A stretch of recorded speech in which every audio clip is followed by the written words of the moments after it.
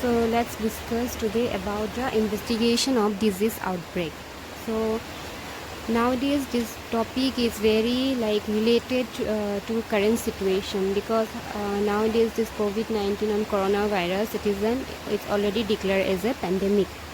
So how to investigate the disease as a pandemic, what are the things, what are the steps you need to do to declare any disease as a pandemic. So everything today we are going to cover in our class. So what is outbreak? First of all, we have to know what is outbreak. So outbreak, it is a disease. Disease outbreak is the occurrence of cases of disease in excess of what would be normally expected. It is in a defined community. So what is, suppose for example, fever. Okay, fever normally in a community per week maybe 3 4 5 cases may be declared. Okay, three or 5 people may be affected with fever normally in a week. But if it is occurring not in a normal way, okay, maybe 20 30 people they are getting affected every day, then every week maybe more than 100 cases you are getting. So that time you can call it as an outbreak. Okay, so if it is occurring more than in the normal frequency, okay, any disease if it is occurring in the more than in the normal frequency, that time you can consider it as an outbreak. Okay, so it may occur in a restricted geographical area or may be extended over several countries. It may last for few days to week or several years. So it can occur in a restricted area or maybe in the whole world or maybe in the whole country, and it may last for week, months, years. Okay, now for example this COVID-19, so this COVID-19 pandemic is now it's already about to be 1.5 years. So there is no time limit. And so before, first it was started in China, then all the countries are slowly they are getting affected with COVID-19. So it may affect only one community or maybe in the whole world. Okay.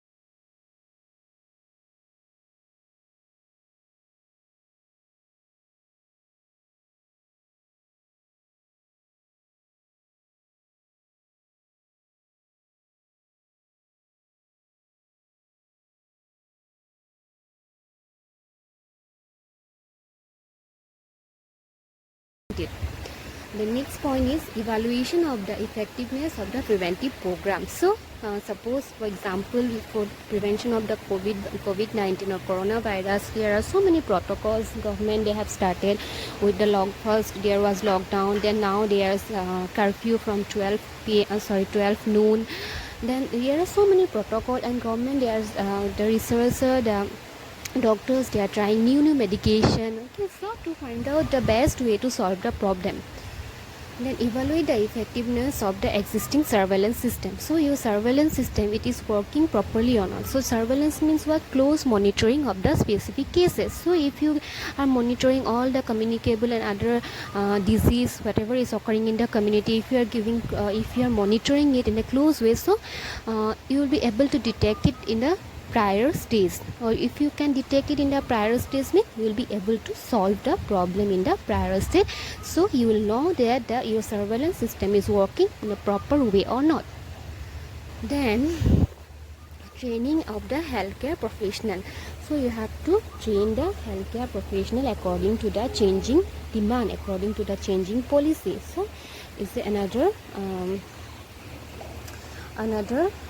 purpose of disease outbreak, responding to the public, political and legal concerns. So you have to respond to the public, legal and political concerns. So these were the purpose of your disease investigation or disease outbreak. Now who will be there in the investigating team? So epidemiologist, field epidemiologist, he will be the first person who will be there in the epidemiological investigation team, field epidemiologist. Then we'll have disease control specialist, we'll have laboratory India technician, then specialist in the particular area. So if it is a communicable disease, so they have to be specialist in the there should be someone specialist in the communicable disease. If it is a non-communicable disease, so we have to include person who are specialized in the prevention of non-communicable disease. So it is vary according to the disease. Then next is the public health administrator. Obviously we'll be needing help from the public health administrator. We need help from our ministry, we need help from our government. So because they will be providing the fundings, they will be providing the rules regulation, they will provide the legislation to control the disease. So we need public health administrator in the team. Then in charge of public relation and press release, so we need media to spread the awareness. Okay, so they will be one of the team member of the investigating team. Then local health professional at the district and provisional level. So we need health professional maybe at the district and at the provisional level. Okay, so these will be the member of your investigating team.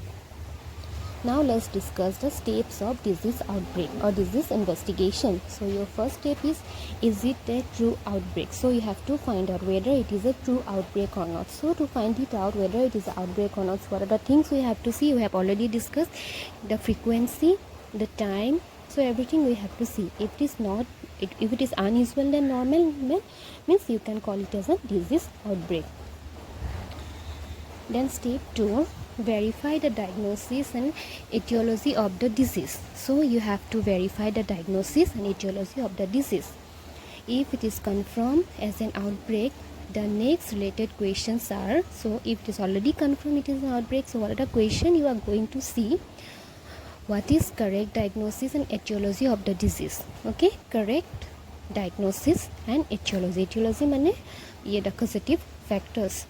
Then what can be done immediately to prevent the new cases from occurring? So what can be done to prevent the new cases from occurring? So what you are doing under COVID-19 lockdown. Lockdown was the first step was taken by the government to prevent the new cases. Okay, because it is a communicable disease, it can easily communicate from one person to the another person. So they restrict the movement of people so that we can be at our home and will not get infected from the particular virus. Next, step 3. At this stage, the investigator need to answer at least these 3 questions. So what are the questions you need to answer? What should be counted as a case? Who should be counted as a case? Then are there more undetected cases in the hospital or in the community, or what is the characteristics of the case? So who should be counted as a case? Okay, so you have to define your case. So to define your case, you have to know the signs and symptoms. For COVID-19, the signs and symptoms are changing regularly, and scientists, they are doing research to find out the new signs and symptoms so that they can define the particular case and they can be admitted in the hospital. So define the cases. Nowadays laboratory investigations are there, so if it is confirmed, then you can confirm the particular individual as a you can consider them as infected by the particular virus, right? So you have to know whom to be considered as a case. The next point is, are there more undetected cases? So you have to do the surveillance and monitoring to find out the undetected cases in the hospital and in the community. Then what are the characteristics of the case? You have to know the particular characteristics of the particular case. So these are the 3 things you have to answer in the step 3. Okay. So here we have to develop an appropriate case definition. To develop an appropriate case definition, it is important that the investigator develop a case definition which will be applied consistently during the investigation. Next, the definition should be sensitive and adequate at the beginning in order to capture the actual case. Then it is a good case definition for investigating purpose should be specified in time and location. So understood? Develop an appropriate case definition. We have already discussed. You have to define your case. Then active case finding. In the active case finding, you have to find out whether there are undetected cases in the community or in the hospital. To find out the undetected cases, what you need to do, you have to do the close monitoring and close surveillance. You have to do, for example, in COVID-19, what you have to do, you have to do the investigation in a very it should be in a very large way. For example, like nowadays, whoever is going to hospital, whoever is having any kind of symptoms, who is to advise them to go for test. So if the cases are more, so the undetected cases, like, will be able to find out. If there is no undetected cases, it is good, it is fair enough. But if there is more undetected cases, so the spread will be more, because we will not be able to detect the cases, and undetected cases, they will spread the virus more, so more people will be affected. Okay, so active case finding you have to do. The next one is the collecting information from the cases. From the cases, why you need to collect more information? To find out the pattern of the disease. Okay, so if you know the pattern of the disease, you'll be able to find out the etiological factor and contributing factor of the disease. Understood? So that is the reason of your collecting information of cases. Understood? Then step 4. Coming to the step 4, what is the step 4? Describing the outbreak in person, place and time, and hypothesis formation. Now the outbreak you have to describe in terms of person who are affected, place, which place it is affected, more affected, than in the time, and which time the disease prevalence is more. Person. Here, for example, in COVID-19, the person means before they used to say that only elderly and comorbid people they used to affected more, but later on again it has been seen that young person also they can be affected. Again they are saying that a third wave will come, and the third wave the children will be affected. So here all the person, okay, everyone can be affected with the disease. Person, place. Before it was only in the China, then slowly it spread all over the world. Now others country they are getting a bit relief, but India is more affected. So place, okay, you have to define the place. Then time, at what time, so you can see the pattern. Last year also it was started from December, then April, May, June is reached in the peak, then again it was decreasing. So you have to monitor the pattern of the disease, and you have to find out at what time it is usually more in the number. So you have to define the case in terms of person, place and time. And formulation of hypothesis. Hypothesis means formulation of some assumption, so that you can find out the etiological factor. For example, in case of COVID-19, what hypothesis you can form? You can just form a hypothesis that nowadays, for example, in the black fungus, now recently they have detected few black fungus cases in their community. Like they are saying that they are giving three hypotheses for this black fungus. I think everyone of you are aware about the hypothesis. First, they are saying it may be due to, like, because in COVID-19 with the medication and all, our immunity is very much suppressed. So because of this suppressed immunity, the black fungus may attack the person. It can be infected by the black fungus. Then again they are saying maybe due to the humidifier water, maybe it is not good. Okay, so maybe it is not good, and maybe with the humidifier water the black fungus are coming. Okay, they are entering in the individual. So again it is another hypothesis. So they are making hypothesis. So in every diseases, to find out the proper reason, you have to make the hypothesis. So in the step 4 you are going to make the hypothesis of the particular disease.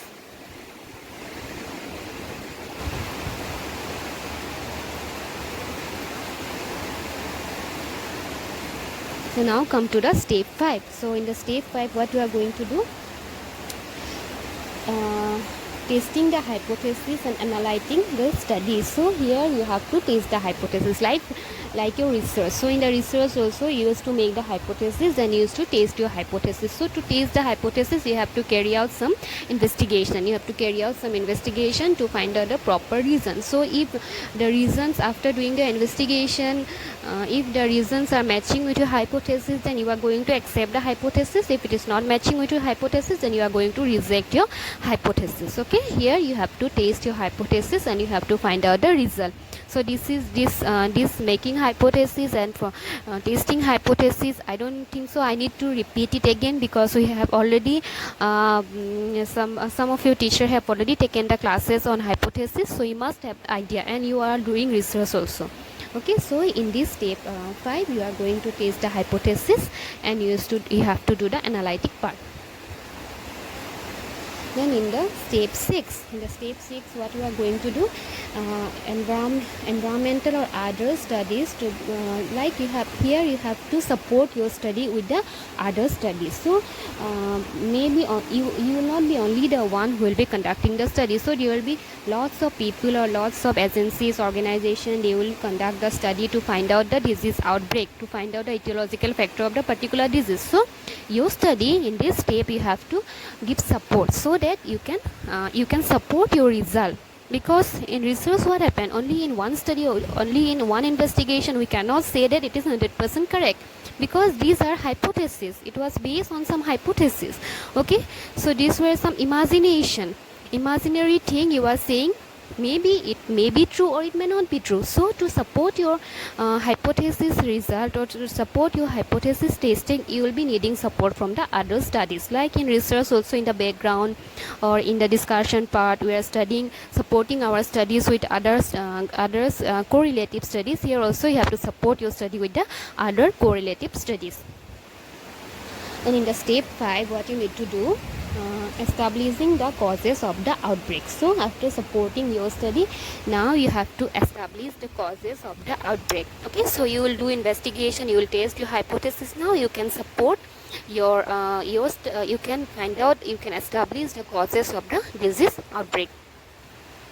Then on-site reporting to the recommendation for concerned authority. Now you can report to the higher authority, because now you know the real causes of the particular disease or particular outbreak. You can inform to your higher authority, then they can take necessary action to solve the problem. In step 9, dissemination of information. Yes, you have to disseminate your information, you have to give information to the others. Then in the step 10, follow up and implementation. Here you have to follow up and you have to implement what can be done to solve the particular problem. So these are the 10 steps of your investigation of particular disease outbreak. Okay, so for every disease, if it is very new in a community or in a particular part of the country, so these are the steps you have to follow to find out the outbreak, to investigate the outbreak of any kind of diseases. So these are a sum up whatever we have discussed in the class. So confirm the existence of the outbreak, verifying the diagnosis, determining the etiology, develop definition and start case finding, describe epidemic in nature, in time, place and person, test hypothesis, carry out necessary environmental